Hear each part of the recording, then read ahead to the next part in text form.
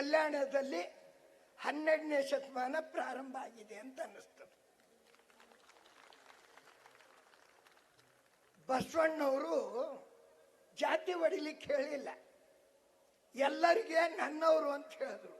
ಆ ರೀತಿಯಿಂದ ಇಲ್ಲಿ ನೋಡಿದ್ರೆ ಬರೇ ಲಿಂಗಾಯತರು ಬಂದಾರೋ, ಮರಾಠ ಬಂದಾರೋ, ಬ್ರಾಹ್ಮಣ ಬಂದಾರೋ ಅಂತ ಹೇಳಬೇಕಾಗಿಲ್ಲ, ಎಲ್ಲರೂ ಬಂದಿದ್ದಾರೆ.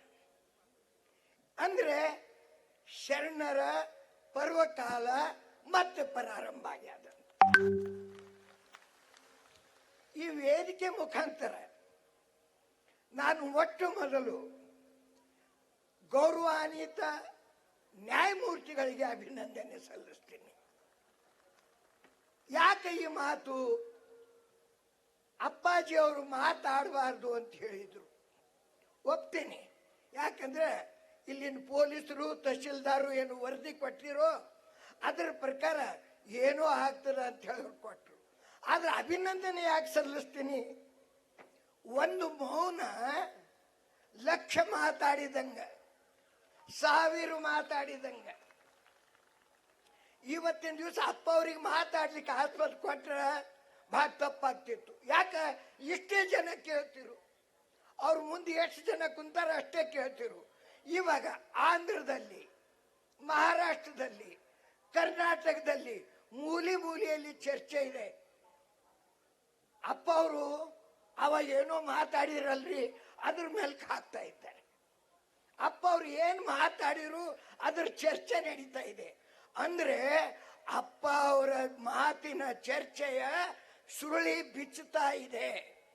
ಅವ್ರು ಇಲ್ಲೇ ಮಾತಾಡಿದ್ರು ಸ್ವಲ್ಪ ಆಡ್ತಿದ್ರು, ಈಗ ಮನೆಯಲ್ಲಿ ಮಾತಾಡ್ತಾ ಇದ್ದಾರೆ. ಕೇವಲ ಭಾಷಣ ಕೇಳಿದವರಿಗಷ್ಟೇ ಅಲ್ಲ, ಮನೆಯಲ್ಲಿ ಅವರ ಮಾತುಗಳನ್ನ ನಡೀತಾ ಇದೆ. ಅಂದ್ರೆ ಅವರಿಗೆ ನಾವು ಅಭಿನಂದನೆ ಸಲ್ಲಿಸಲೇಬೇಕು. ಯಾಕಂದ್ರೆ ಮೌನ ರೀತಿಯಿಂದ ಎಲ್ಲ ಕಡೆ ಕಳಿಸಿದ್ರು ಸುದ್ದಿ, ಮೌನವಾಗಿ ಮನೆಗೆ ಸುದ್ದಿ ಮೂಡ್ತು.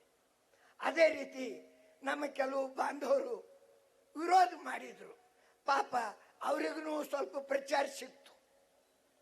ದೊಡ್ಡವ್ರಿಗೆ ತಕ್ಕಿ ಹಿಡಿದ್ರೆ ಹೇಳ್ತಾರಲ್ಲ, ಕುಸ್ತಿ ಆಡೋ ಹೊತ್ತಿಗೆ ಬಂಗಾರ ಕಳೆದು ಒಂದ್ಸರಿ ಕುಸ್ತಿ ಹಿಡಿದ್ರೆ ಬಿದ್ದವನಿಗೂ ಇನಾಮ್ ಸಿಗ್ತದೆ.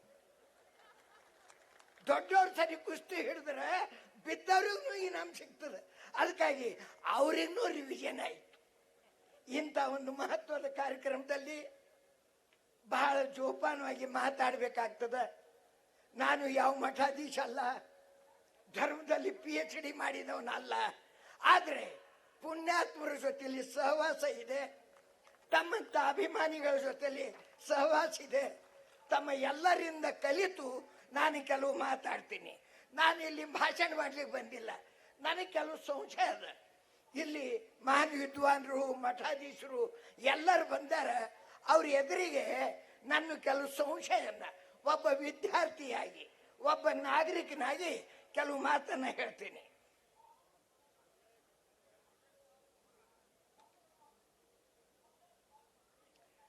ನಮ್ಮ ದೇಶದಲ್ಲಿ ಧರ್ಮಕ್ಕೇನು ಕೊರತೆ ಇಲ್ರಿ. ಮನೆಯಲ್ಲಿ ಮಹಾತ್ಮರು, ಊರೂರಲ್ಲಿ ಮಹಾತ್ಮರು ಇದ್ದಾರೆ. ಆದ್ರೆ ಒಂದು ಎಲ್ಲಿ ತಪ್ಪದ ಅಂತಂದ್ರೆ, ದೇವರ ಬಗ್ಗೆ ಸರಿಯಾದ ಕಲ್ಪನೆ ಇಲ್ದಕ್ಕ, ಧರ್ಮದ ಬಗ್ಗೆ ಸರಿಯಾದ ಕಲ್ಪನೆ ಇಲ್ದಕ್ಕ ತಮ್ಮ ಸ್ಥಾನನೇ ಧರ್ಮ ಅಂತ ತಿಳ್ಕೊಂಡಾರೆ. ಧರ್ಮ ಅಂದ್ರೆ ತಾವು ಏನು ಹೇಳ್ತೀವೋ ಅದು ನಡಿಬೇಕು, ಅದೇ ಒಂದು ಧರ್ಮ ಅಂತ ತಿಳ್ಕೊಂಡಾರೆ. ಒಬ್ರು ಮಠಾಧೀಶರು ಏನಾದ್ರು ಹೇಳಿದ್ರಂದ್ರೆ ಅದೇ ಧರ್ಮ, ಒಬ್ಬ ಸೂಫಿ ಏನಾದ್ರು ಹೇಳಿದ್ರೆ ಅದೇ ಧರ್ಮ. ನಿಜವಾದ ಧರ್ಮ ನಾವು ತಿಳ್ಕೊಳ್ಬೇಕಾಗ್ಯದ. ಆ ಧರ್ಮವನ್ನು ತಿಳ್ಕೊಳ್ಬೇಕಾದ್ರೆ ನಾವು ವಿಚಾರ ಮಾಡಬೇಕು. ಇಸ್ಲಾಂ, ಬೌದ್ಧ, ಜೈನ, ಶರಣರು ಇವರು ಯಾರೂ ದೇವರಲ್ಲ. ಈ ಮಾತು ನಾನು ಸ್ಪಷ್ಟವಾಗಿ ಗಂಟಾಗೋಚ್ ಹೇಳ್ತೀನಿ. ಇವರು ಯಾರು